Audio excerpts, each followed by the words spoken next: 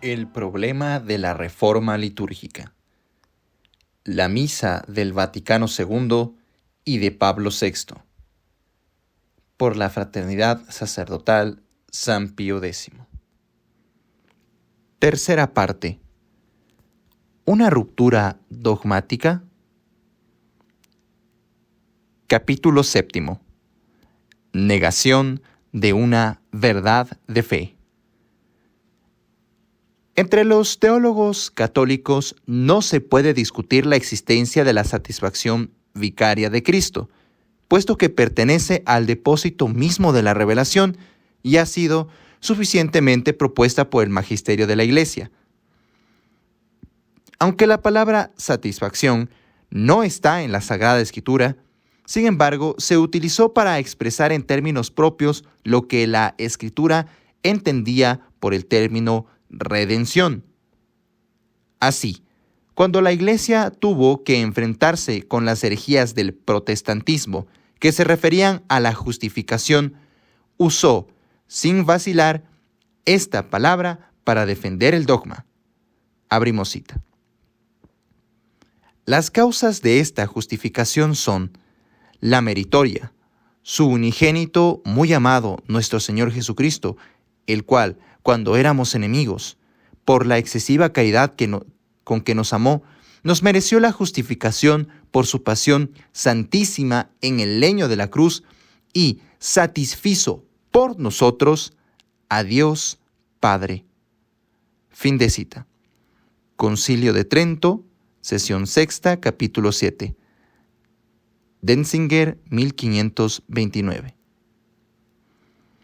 Para defender la finalidad propiciatoria de la misa frente a la misma herejía, el magisterio infalible declaró, abrimos cita, si alguno dijere que el sacrificio de la misa no debe ser ofrecido por los vivos y los difuntos, por los pecados, penas, satisfacciones y otras necesidades, sea anatema. Fin de cita. Concilio de Trento, sesión 22, canon 3, Denzinger, 1753. Hay que concluir, pues, que mérito y satisfacción de Cristo implican más que teorías de escuelas o tesis recibidas. La idea fundamental implicada en estos términos pertenece a la fórmula de la fe católica para expresar la obra de la redención sobrenatural realizada eminentemente por el sacrificio de la cruz. Tampoco se puede dar un valor diferente a las expresiones usadas por los papas y los concilios.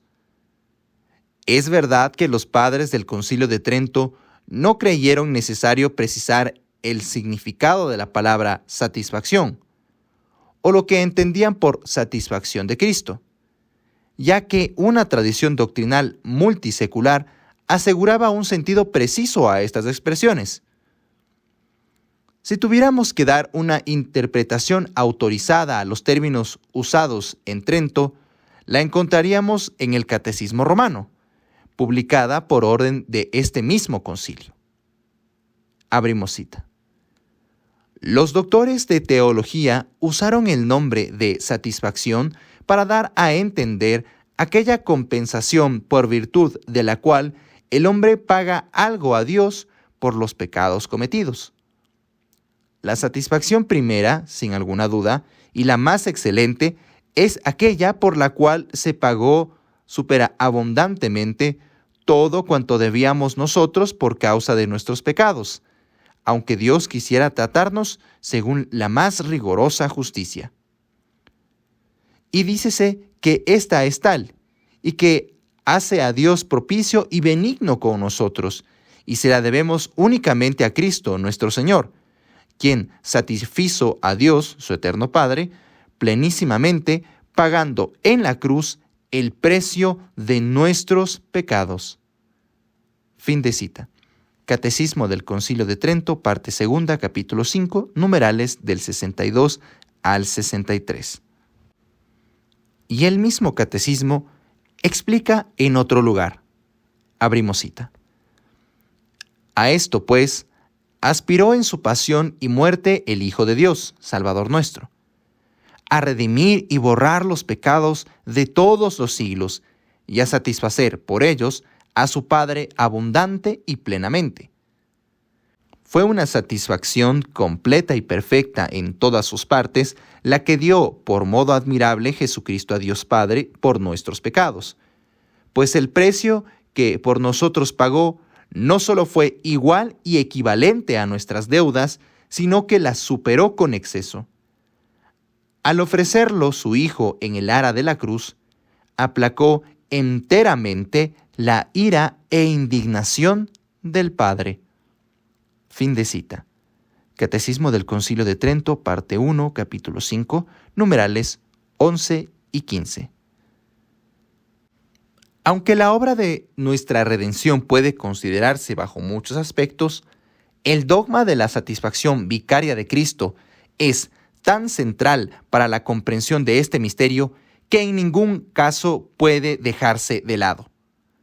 Por esto, el magisterio de la Iglesia lo ha defendido siempre contra los ataques que se le hacían.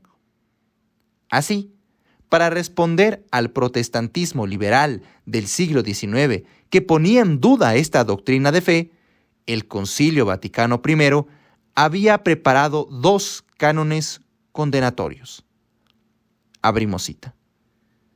Si alguien niega que el Verbo mismo de Dios, al sufrir y morir en la carne que asumía, haya satisfecho real y propiamente a Dios por nuestros pecados, y nos haya merecido así la gracia de la gloria, o si se atreve a afirmar que la satisfacción vicaria, es decir, la que le ofrece a todos los hombres el único mediador, repugna a la justicia de Dios, sea anatema.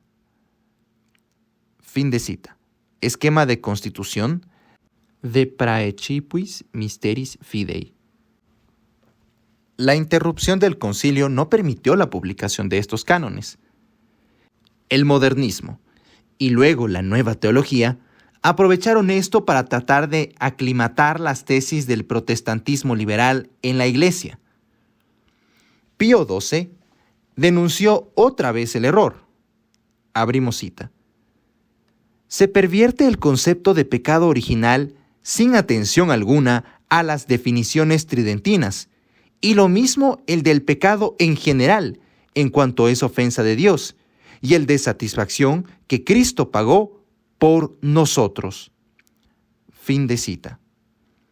Pío XII en la carta encíclica Humani Generis. A su vez, los esquemas preparatorios del Concilio Vaticano II habían consagrado un capítulo al tema de la satisfacción de Cristo, el último de la Constitución dogmática de Deposito Fidei Pure Custodiendo. Se anunciaba allí claramente su finalidad. Abrimos cita. La Iglesia, nacida del costado del segundo Adán, cuando estaba como durmiendo en la cruz, no puede tolerar que se manche el misterio de nuestra salvación con algunas corrupciones doctrinales. En razón, pues, de los errores que hoy se divulgan, para no faltar a su oficio de madre y maestra, confirma ahora de modo peculiar como verdad que merece ser puesta entre las principales de la religión cristiana, el valor expiatorio de la muerte de Cristo, y declara que el Verbo de Dios, padeciendo y muriendo en la naturaleza humana asumida, verdadera y propiamente satisfizo a Dios por nuestros pecados. Fin de cita. Allí se exponen entonces breve y claramente, y de modo autorizado, los 3 puntos doctrinales rechazados por la nueva teología del misterio pascual. Abrimos cita del mismo esquema preparatorio del Concilio Vaticano II. Primero, el pecado, según los oráculos del Espíritu Santo, es una iniquidad e injuria contra Dios, pues el pecador, violando la ley divina, peca ante Dios y lo desprecia, hiere la majestad divina y se hace enemigo de Dios. 2. De donde la Escritura nos enseña igualmente que nuestras iniquidades nos separan de nuestro Dios, claman venganza ante Él, constituyen a los hombres deudores de Dios e hijos de ira, necesitados de la misericordia de Dios por la que sean reconciliados gratuitamente con Él. 3. De allí que, para reparar la injuria cometida contra la majestad divina, el mismo Hijo de Dios ofreció por el Espíritu Santo su propia sangre al Eterno Padre, y así, por su muerte, nos reconcilió con Dios. Fin de cita. Al no querer considerar que la redención incluye el acto por el que Cristo pagó a Dios toda la deuda de la pena acarreada por nuestros pecados, doctrina de la satisfacción vicaria, la teología del misterio pascual se pone en oposición a una verdad de fe católica.